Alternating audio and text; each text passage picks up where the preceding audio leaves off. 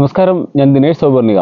നമ്മളെ കഴിഞ്ഞ ദിവസം ഈ ബോഗൻവില്ലയുടെ പ്രൂണിങ് പറഞ്ഞിട്ടുണ്ടായിരുന്നു. അഡീനിയം പോലെയല്ല കേട്ടോ ബോഗൻവില്ല. നമുക്ക് ഈ മഴ ചെറിയ മഴയൊക്കെ ഉണ്ട്, ഈ സമയത്ത് പ്രൂൺ ചെയ്യാം. ഞാൻ ഇപ്പോൾ ഇത് പ്രൂൺ ചെയ്തിട്ടൊരു 4-5 ദിവസമായി. പ്രൂൺ ചെയ്യുന്ന സമയത്ത് അതിൻ്റെ കൊമ്പുകൾ മാത്രം, അതായത് ഹാർഡായിട്ടുള്ള കൊമ്പുകൾ മാത്രം ഞാൻ കട്ട് ചെയ്തു. ഹാർഡ് പ്രൂണിങ് പോലെ തന്നെ ഉള്ള നല്ല കട്ടിയുള്ള കൊമ്പുകളും അല്ലാത്ത ചെറിയ കൊമ്പുകളൊക്കെ കട്ട് ചെയ്തു, സോഫ്റ്റും ഹാർഡും കൂടി പ്രൂൺ ചെയ്തു. ഈ പ്രൂൺ ചെയ്യുന്ന സമയത്ത് ഇതുമ്പോൾ നിറയെ ഇലകളുണ്ടായിരുന്നു. അപ്പോൾ ഈ സമയത്ത് പ്രൂൺ ചെയ്യുന്നതിൻ്റെ ഒരാഴ്ച മുന്നേ നന്നായിട്ട് വളം കൊടുത്തു.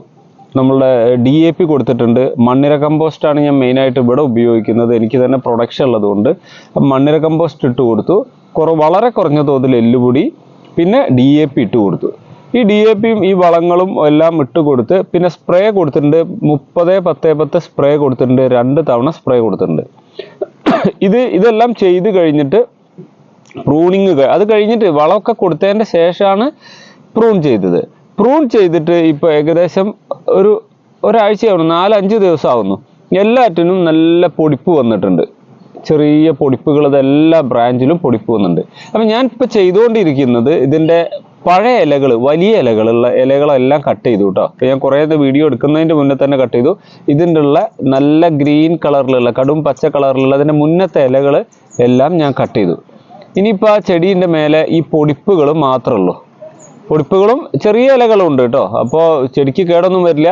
ഫോട്ടോസിന്തസിസ് നടക്കാനുള്ള ഇലകളൊക്കെ ഇതിൻ്റെ മേലെ ചെറിയ ഇലകൾ അത്യാവശ്യം ഉണ്ട്.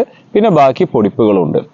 ഇങ്ങനെയുള്ള ഒരു അവസ്ഥയിൽ ചെടിക്ക് കൂടുതൽ ചെടി എന്ത് ചെയ്യുക, ഇല കുറഞ്ഞു. അതിന് ഊർജം ഉൽപ്പാദിപ്പിക്കണമെങ്കിൽ ഇനി പുതിയ ഇലകളും നാമ്പുകളും വേണം. പിന്നെ നമ്മൾ കൊടുത്ത വളം ഡെപ്പോസിറ്റ് ആയിട്ട് അവിടെ കെടുക്കുന്നുണ്ട്. ചെടി വളരെ വേഗത്തിൽ ഇതിൻ്റെ പൊടിപ്പുകൾ വരുത്തും, പുതിയ ഇലകൾ വിരിയും. ഈ ഇലകൾ വിരിയാൻ തുടങ്ങും.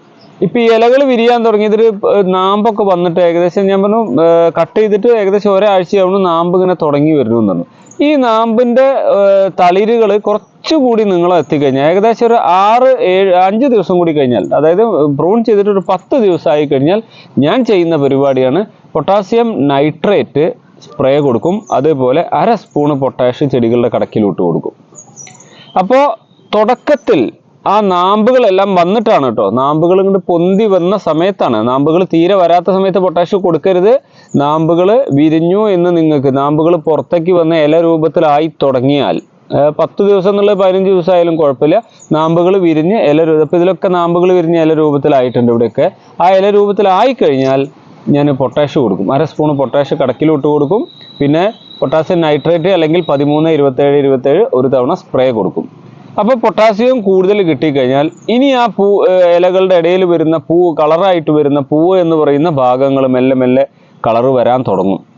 അങ്ങനെ വരാൻ തുടങ്ങുന്നത് നല്ല മൂപ്പുള്ള കൊമ്പാണെങ്കിൽ വളരെ വേഗത്തിൽ തന്നെ പൂക്കളായിട്ട് വരും.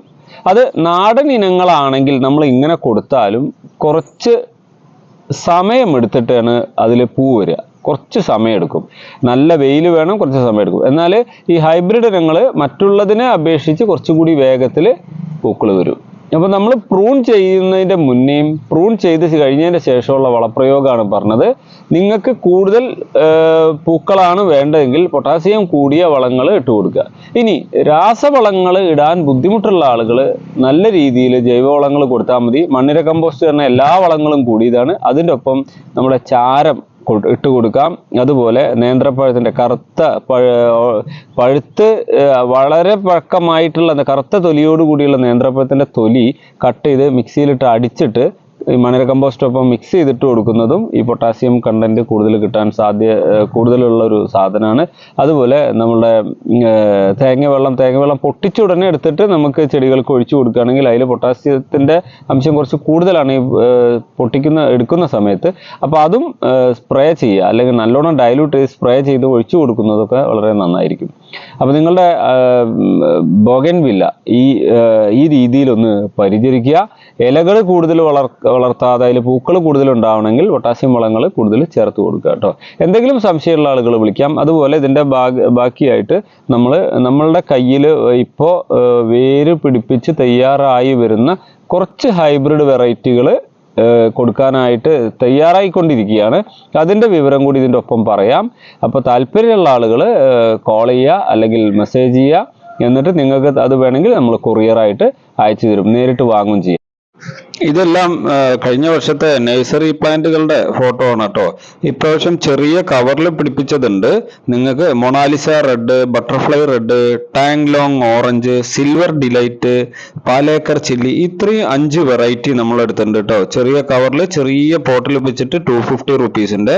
പിന്നെ കുറച്ച് വ്യത്യാസമുള്ള lilac Formosa, orange glow, tongue long pool, 3 star, ഈ വെറൈറ്റിയും നമ്മളെ കയ്യിലുണ്ട്. അപ്പോൾ ആദ്യത്തെ ഹൈബ്രിഡ് 5 വെറൈറ്റിയും ഇപ്പോൾ താഴെ പറഞ്ഞ 4 വെറൈറ്റിയും കുറച്ച് ചെടികൾ തയ്യാറായിട്ടുണ്ട്.